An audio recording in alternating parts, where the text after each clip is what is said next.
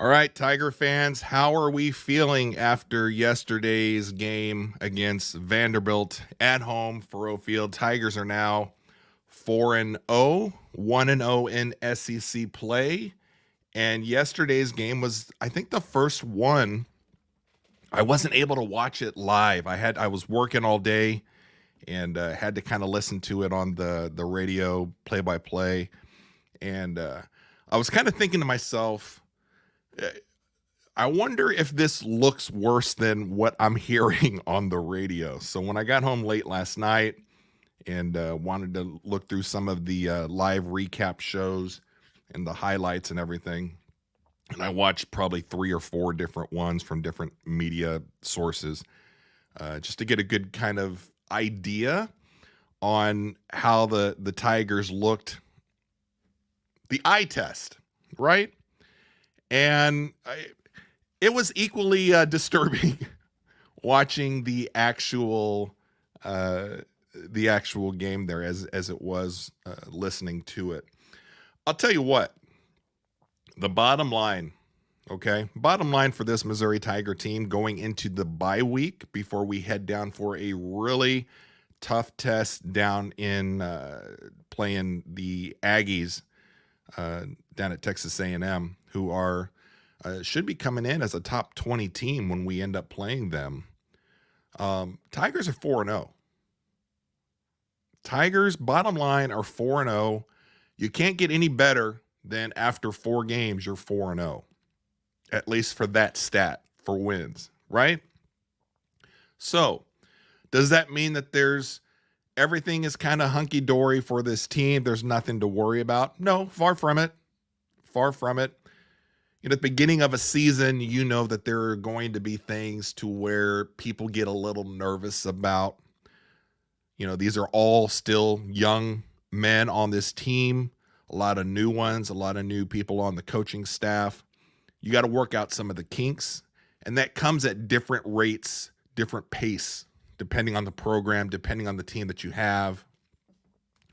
So we can't expect right out of the bat for 2024 for the Tigers to come out looking like where their ranking is, right? Expectations are a little bit higher this season, I would say, right? We've gotten to the point to where, I went to school at Mizzou between 93 and 97.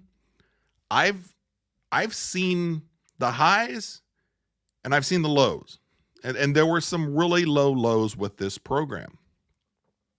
And credit to the athletic department and the move to the SEC recently with Coach Drink. He's on year 5, right?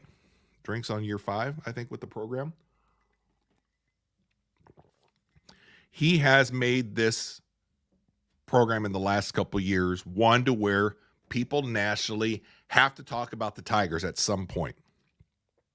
And I know that even as we speak right now on Sunday afternoon or Sunday late morning, people outside of Columbia, Missouri, people outside of the fandom of Missouri football aren't really giving the Tigers the respect that I think a lot of us think, like, hey, why aren't you guys talking about us like you do some of the other top 10 programs? And one of the most recurring responses to that is because, well, the Tigers, they haven't played anybody. What have they done? What have they proven? What have they earned to get that respect? I get it.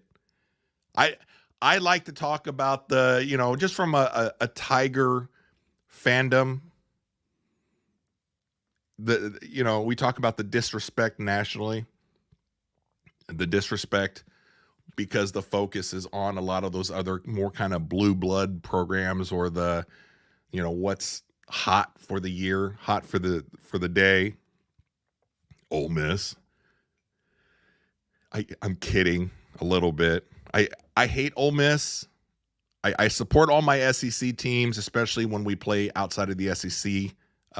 But my youngest son is going to Ole Miss, so I can jab a little bit at Ole Miss.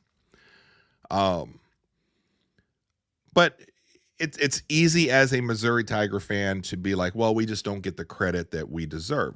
I can go both ways. I do agree that the Tigers, especially this year, having number 7 ranking, being 4-0, a lot of us are thinking, okay, well, these guys are going to be in contention for the college football playoffs.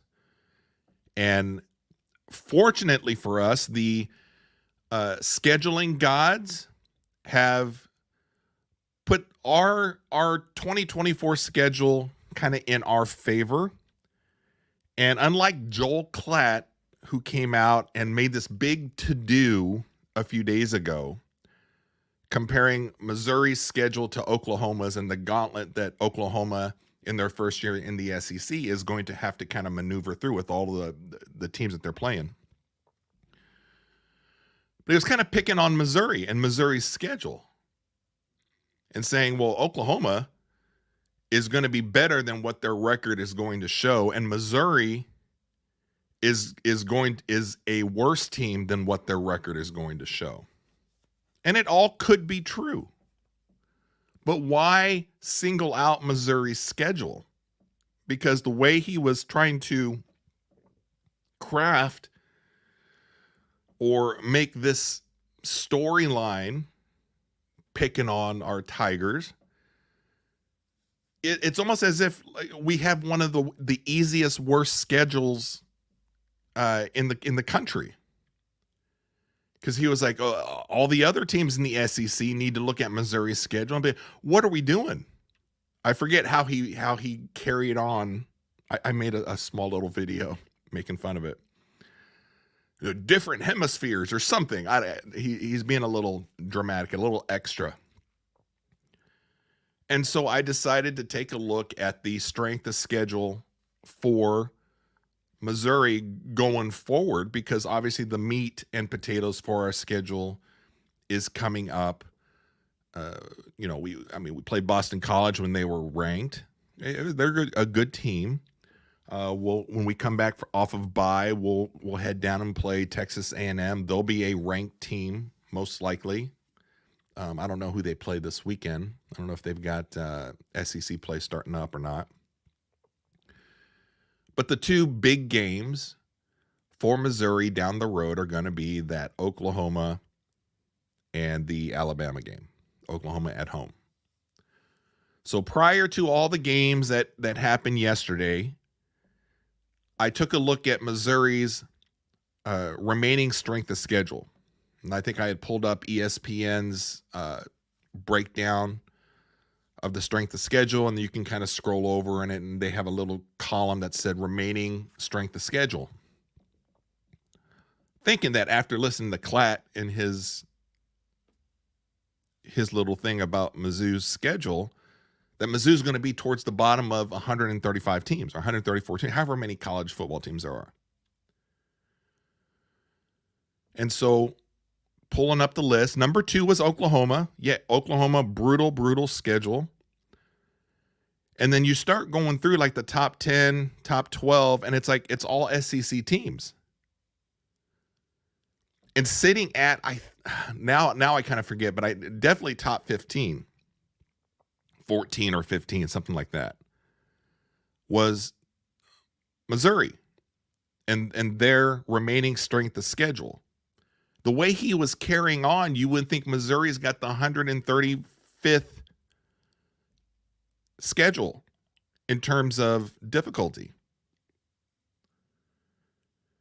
Missouri had it's a top 15 strength of schedule going forward. Number, I think, 14 in the SEC, which you don't schedule the games. SEC handles that. And every year that changes. And every year, good teams, some become good, some aren't as good as they used to be. But you have to deal with the schedule that's given. Yes, Missouri has a favorable schedule to make a run at the college football playoffs, but it's not an easy schedule. Have they played easy teams? Yes, of course they have. Just like every other SEC team, they have those kind of patsy teams that they have to play. much like many of the other top 10 or let's just say top 15 schools in the rankings. I say top 10, and like SEC dominates the 7 of those spots, I think. But you look at all the other bigger teams that are out there, top 15, top 20 teams, they all have these cupcake teams that they play. And not everybody's winning those games. Not everybody is winning those games. So it's one of those things with the Tigers that they are going to have to handle their business. They're going to have to go in, week out, and having to kind of prove that they belong, not only top 7, top 10, but that they belong to compete for a college football playoff spot. And there's no doubt, going off of last year, who we have returning, who have returned. Coach Drinkwitz still there. He had to replace a couple people, but it seems like, he's a good CEO. He knows how this stuff is done. He's had the time at Mizzou to instill his way of doing things, and it's going very well. You just look at the recruiting classes he's been doing. Top 20, top 25 consistently. He's getting those 5-star guys for Missouri consistently. But we're just going to have to do it week in, week out. We're going to have to handle our business, which we have. Bottom line, again, we have done that. We've had 4 games. We have 4 wins. 2 of those have been rather kind of iffy. Coming out of the Boston College game last weekend, we're like, okay, well, that was a good test for Missouri, right? Top 25 team, Boston College, coming into town after beating Florida State in that first week. And I know we all like to pile on to Florida State and be like, oh, they're done for the season. And after all the stuff from last year, not making the top 4, the Florida State fans carrying on, all the school people and politicians in Florida crying about Florida State not making it in. And then they completely just do what they did for the bowl game. And then they start the season out 0-3, which I do think that they ended up winning the last game yesterday. I think late last night, I think they ended up winning. But this team is just going to have to go out and win every single game. And if they do, they'll be in position to be in one of the playoff spots. And it'll totally piss people off, like Joel Klatt and everybody else outside of Columbia that we've talked about.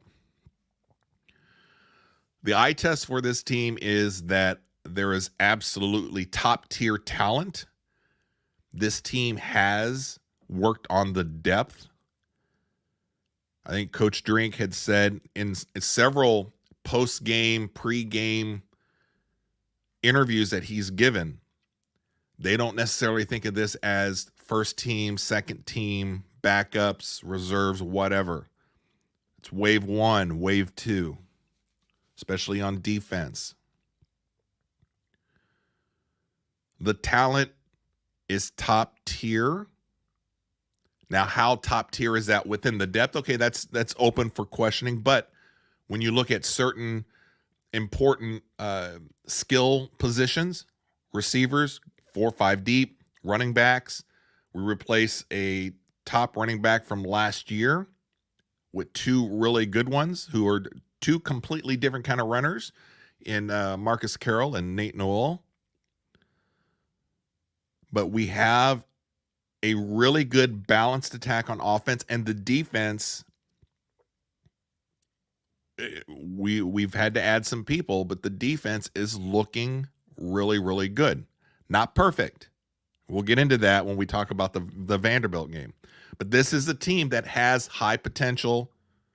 This is a team that holds themselves a little bit higher for expectations as do all the rest of us. I don't know necessarily if there's anybody on this team or anybody that follows this team that is not expecting this team this year, 2024, to compete for the championship, which is bizarre and crazy to say. It's bizarre and crazy to be a Mizzou fan saying, could this be the year? Is this it's, you feel kind of weird about it. But the pieces are there. They're just, the pieces aren't fitting together right now for whatever reason there is. So let's go ahead and bring up the stats for the Vanderbilt game. Let's just look at some of the stats for the Vanderbilt game. Again, this is one to where I listened to most of it when I was at work. Didn't sound very good. And then coming home, watching some of the highlights, looked just as bad. I will say that the one thing that Diego Pavia, quarterback for Vanderbilt, he had a pretty good game yesterday in terms of how they were going to have to come in and play and make this a game. Let's just cut to the chase real quick before we start looking through some of the detailed stats here. There is a problem on this team. Specifically, I don't know necessarily exactly where. I do think that Drinkwitz knows that there's an issue. I think he's hinted at it a few weeks now. I think it possibly could just be something with the offensive line. Whether or not this offensive line is giving Brady Cook enough protection for him to find these weapons as receivers. Again, you can go at least 5 deep, depending on the personnel that's out there. And we're also including our tight end, right? Who is a huge weapon to throw to. But, and as I say, okay, I was just looking at Norfleet's stats here real quick. He had 3 receptions, 13 yards. But we have Luther Burden, Theo Weiss, Mookie Cooper, Norfleet, in addition to the running backs. There's plenty of options to get the ball to playmakers, right? So I think in general terms, if we're looking big picture, I think the defense is good. I think the defense has proven that they're a top 20, top 25 type defense. That they're not the problem. They had some issues with first tackles yesterday. They had some issues here and there, which every team's going to have. Some kind of mental breakdowns. I think there was one penalty, especially the roughing the passer, I think, on Pavia. When were we in overtime at the time where they hit him on the head and then gave them a free pass to we're going to have some mental issue or some issues like that. But overall, the defense is pretty good. We did not put the defense in a good position yesterday. The problem is somewhere on offense. There's a problem with offense. Now, whether it's and it can really only be 2 things. We've ruled out the fact that there's not talent on offense. We're overflowing with talent. It's just not working right. And I say that, and Nate Noel, has 200 yards rushing. Luther Burden, 2 touchdowns, 76 yards. Individually, depending on the week, and this is why you can identify that you have the talent on offense, is because it's almost a different person that's bailing this team out on a weekly basis right now, and that's a good thing. It's not always coming down to Luther Burden. There are guys on here that could have that big game, and it's not going to surprise you. So the problem with yesterday's game with Vanderbilt, the game set up on there, because the game was so close, Vanderbilt could just run their option. Vanderbilt could just run. And we had issues, not necessarily containing Pavia. We were doing actually a pretty good job. If you take a look at some of the highlight reels, if you go back, watch the game, we're containing, getting some pressure on him, and we're missing him by just a what is it, a cat's whisker?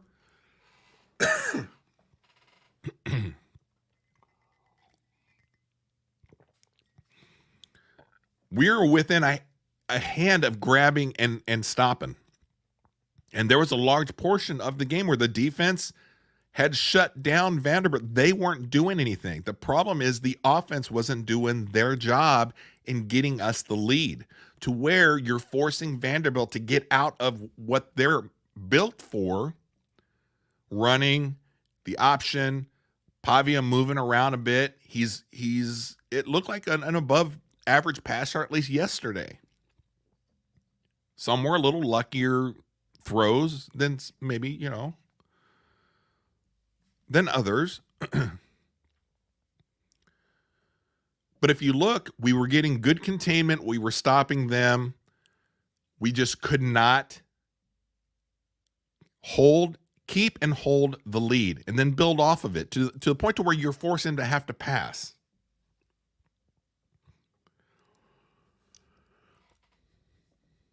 The offense put the team in a bad position yesterday, playing a game that favored Vanderbilt, which is why it went all the way into overtime, which in that kind of scenario favors Vanderbilt, or it's more favorable to Vanderbilt, because they don't have to rely on trying to pass. Missouri's in a good situation because they're a fairly balanced team. They can hit you with the running, or they can hit you in the passing game. Not the deep passing game yet. We're still trying to figure that out. There is something wrong with the offense. Now, is it at a concept level to where Drinkwitz needs to change the concepts? I don't know. Is it the offensive line? Drinkwitz has hinted a couple weeks that some of the guys are getting pushed around a little bit. So can we extrapolate and take that a step further? Are they pressuring Cook out of his comfort zone and making more accurate throws than what he's capable of doing? That's a possibility. Or it could be Cook. Now, I have not heard of anything out of Drinkwitz where he has called into question anything with Brady Cook. And opposite of that, I've actually heard things from Drinkwitz to where I would initially put some blame onto Brady Cook with all the dink and dunk passes. I said in last week's video, I owed Brady Cook an apology on that, because Coach Drink had mentioned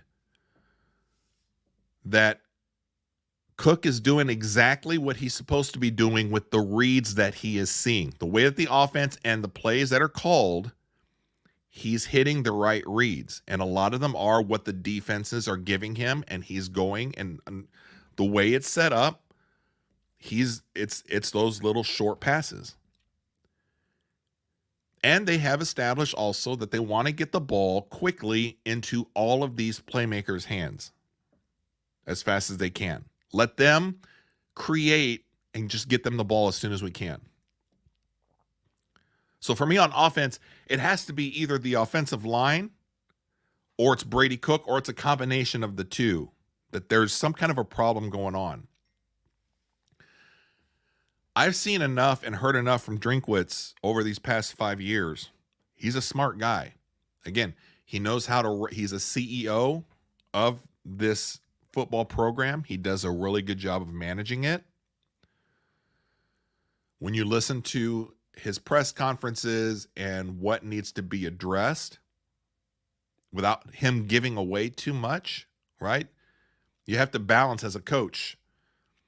Having a good press conference, giving the media what they want to hear, giving the fans what they want to hear without revealing too much. That's a skill set. I think if you listen to him long enough and you read between the lines, I think he has an idea of something is not working, and you can tell a little bit. He hides his emotions rather well, that he has become a little frustrated as well. He knows.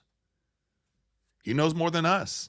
He knows something there is not working, or they're trying to fix and or accommodate a weak point of the offense, whatever that weak point is, and trying to work around it.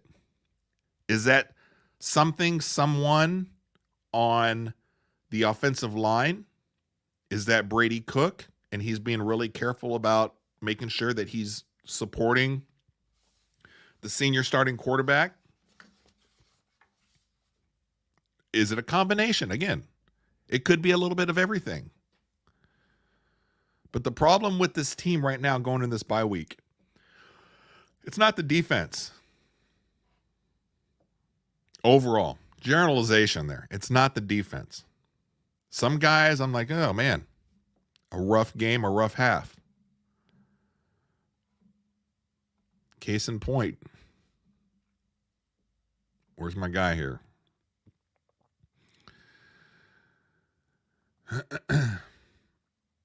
Boy, is he even... we'll get to him. We'll get to him here in just a second.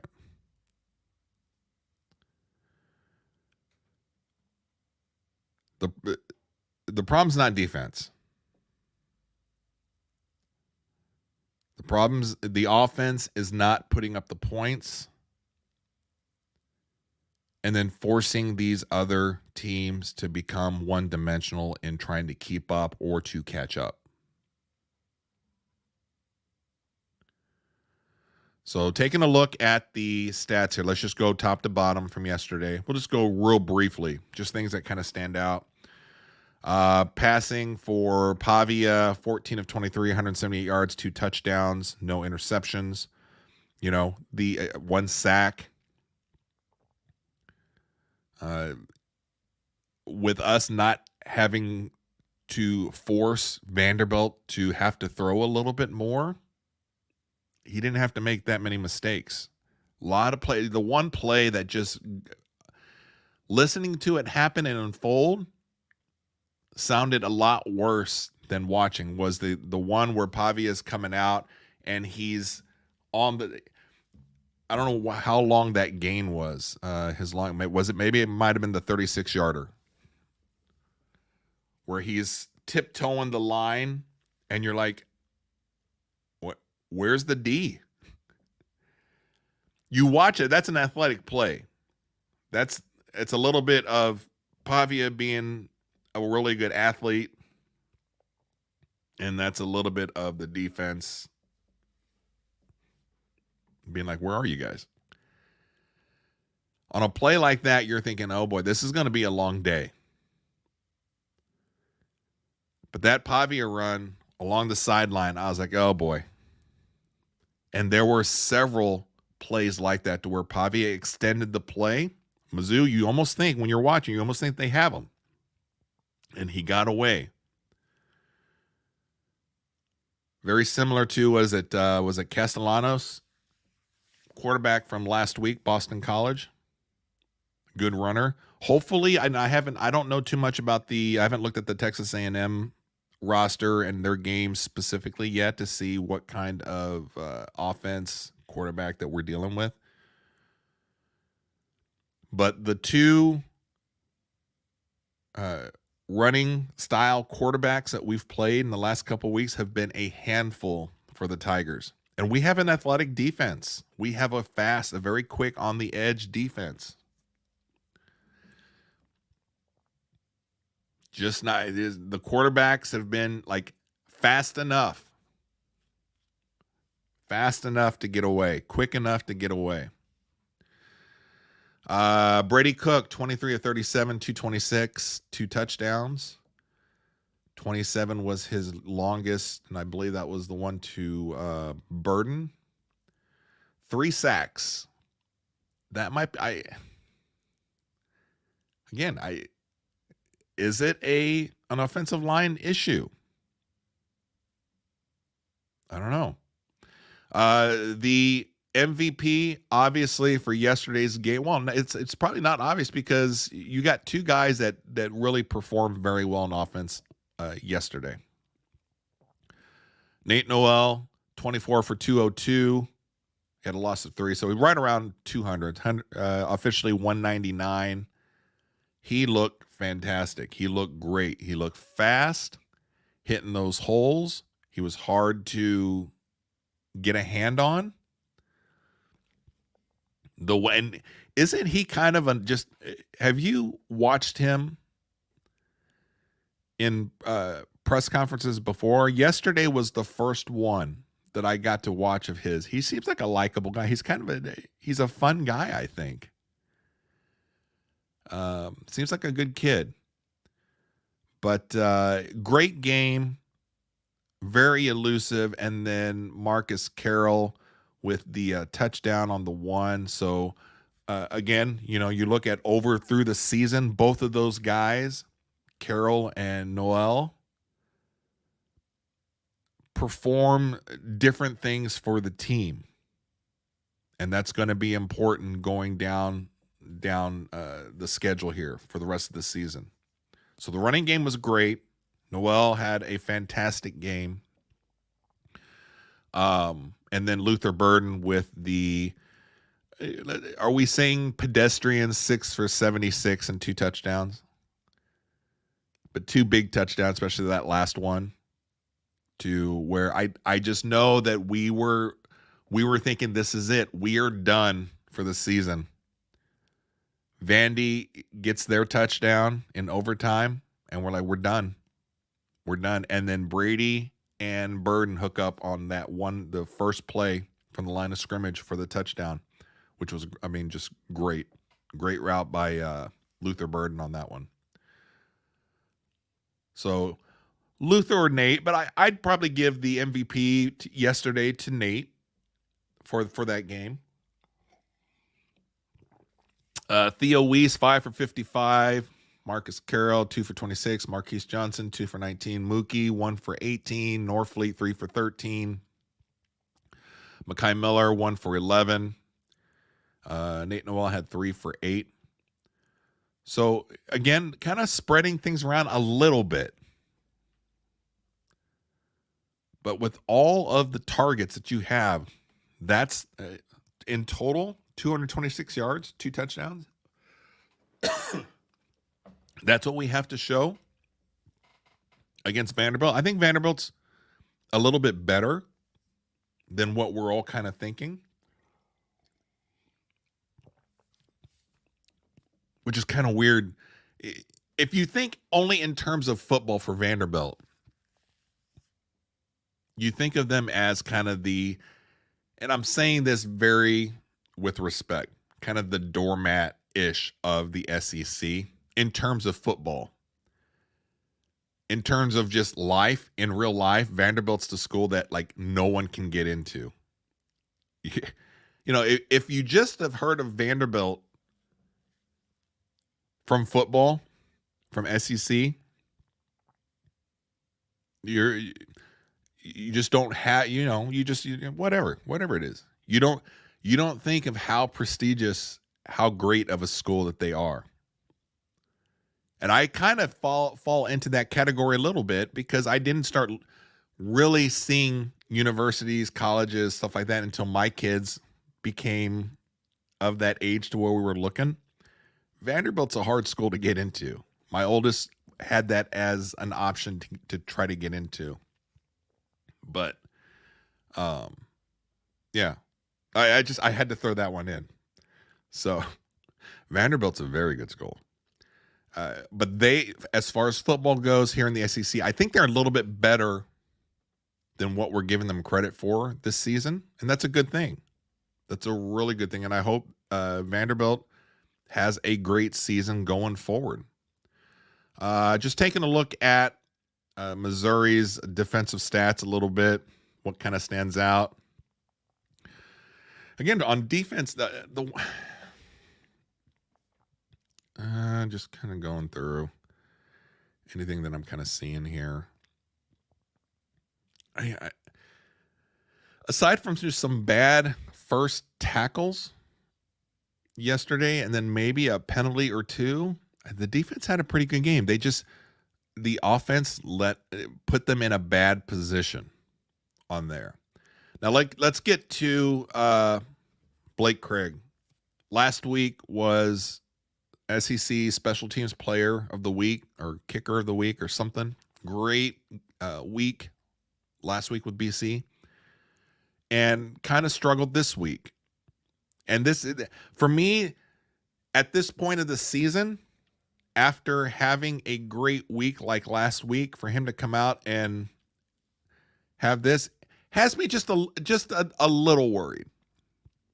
Now, I know a lot of his teammates and Brady Cook, I think Luther Burden came out and spoke about it. It sounds like the boys have his back and support him, make sure to keep him up. You always kind of worry with the younger players on a team, especially with a kicker, and how the mental aspect of those kind of games factor in. Once they lose confidence, you're done. You're toast as a kicker.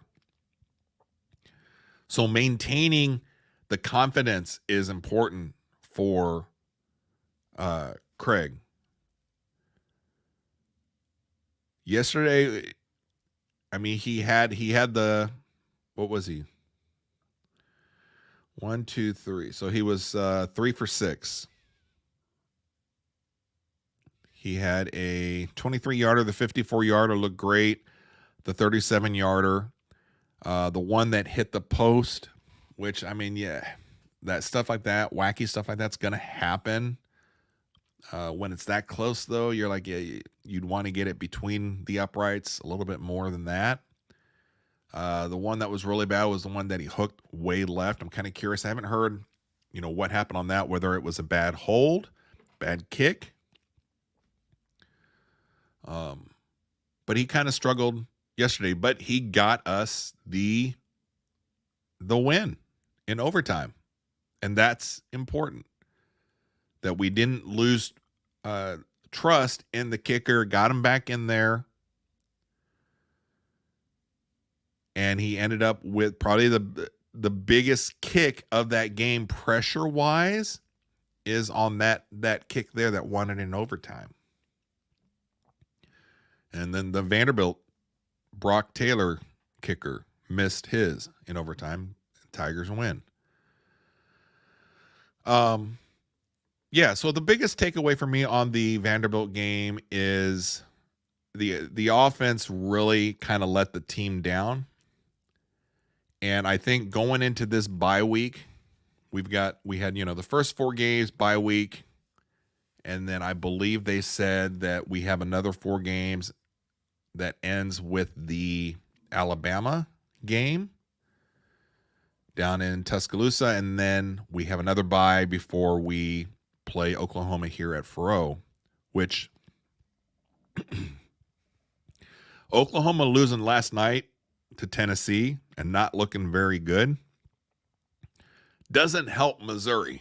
Like I was saying last week, in that particular game where you have SEC on SEC, Oklahoma versus Tennessee, I'm rooting for Oklahoma to win because that's a team that Missouri is going to have to play. I want Missouri to have to play the best version of their teams, higher profile teams. If Oklahoma and Alabama are the 2 marquee games, the 2 teams for Mizzou this season, Oklahoma losing yesterday to Tennessee doesn't help Missouri. Tennessee beating Oklahoma further widens that gap between number 6 Tennessee and number 7 Missouri. So here's the thing, as we wait here on Sunday for the new polls to come out or whatever, which is just kind of fun to kind of watch, gives us some content to make. It'll be interesting to see if Missouri maintains number 7 or do they drop down. If they drop, you're going to see maybe some Missouri people be a little upset with, oh, there you go with the disrespect again. I mean, I could, depending on how I'm feeling, if Missouri drops, depending on what the teams behind Missouri did. You know, Missouri is the 7th of those top SEC teams. So there's no other SEC team that's going to hop over them. But it could be one from the other power conferences.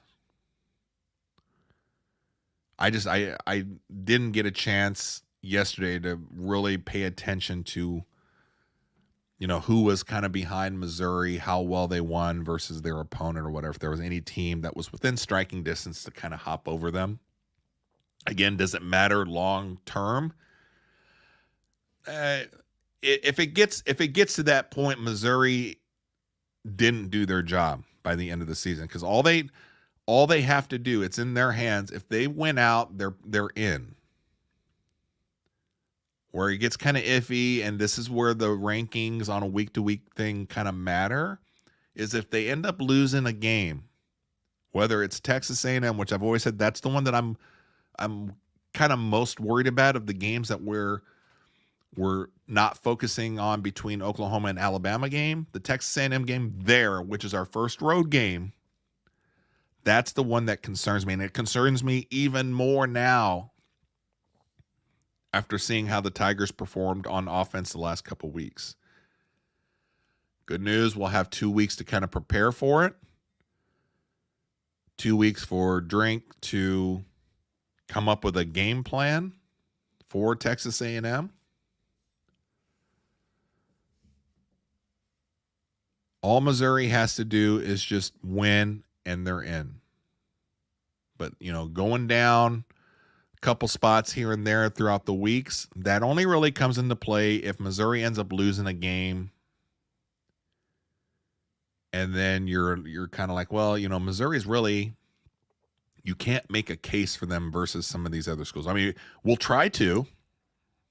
A lot of us will try to find whatever stats we can to kind of weave things together. But that's why, you know, you can say, well, heading into week 5, Missouri drops down a spot or two or something because they just haven't looked very good. It could come back to bite them down the road if things get kind of close. But in terms of, well, they've done everything that they needed to do through 4 games. They're 4-0 after 4 games. That's all. You can't get any better than 4-0 playing 4 games. So they've done everything that they should have done. And if you think about Missouri teams of the past, if you've watched those games, as long as I have, games like yesterday, games like 2 weeks ago versus Boston College, those are games that we lose. Those are usually games that there goes the spiral for the team for the season, to where we're like, well, we're going to get to 6 wins and go to a bowl game? Are we going to the Holiday Bowl? Things have changed. Expectations are much higher. That's a good thing for this team. Coach Drink gets the kudos for that. And here's where the national media is speaking highly of Missouri. We'll end the show on this, on the recap. This is the one area to where people actually are giving Missouri some good credit. With the potential job openings at Florida and Florida State, consistently on these lists. Number 1, Lane Kiffin from Ole Miss. And then just the discussion of, is Florida or Florida State a better job than Ole Miss? And this is for a whole nother show, but that's the conversation. Right behind Lane Kiffin is Eli Drinkwitz. Now, somebody like Eli Drinkwitz, is he kind of a Florida kind of a guy, or is he more Midwest Missouri kind of a guy? Don't know. If you were to compare the programs and who he can recruit and the money factor, is Missouri a better job than Florida or Florida State? Probably not. It's going to be interesting. I can't see it happening, but I can see it happening. The more successful Drinkwitz goes, we're going to find out, is Missouri football a final destination or a stepping stone to another situation, another program? I'm curious, though. I would think that the one coach that should be, the media would love to be talking about, would be Coach Prime, going back to either Florida State or Florida. You telling me that after his kids leave, and I'll throw in Travis Hunter as one of his kids, that he has any connection to Colorado at all, like wanting to stay in Colorado, in Boulder of all places?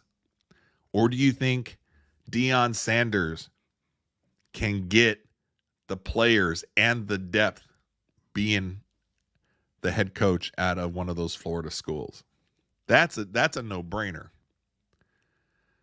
But that, again, whole nother show that we can talk about that kind of stuff. So anyways, Tigers 4-0, 1-0 in the SEC, going into a bye week. We come back, play Texas A&M. That'll be a good one. That'll be a great game to really find out, can Drinkwitz figure out the offense, what's going on? Can we re-scheme? Can we come up with something different? Can we get a road win and continue this it's a fun ride? No matter how bad the Tigers have looked in certain areas of the game this season and everything that we can nitpick from, 4-0, top 10 team. They have a foot on a placeholder in the college football playoff. This is a fun season. All right, guys, MIZ.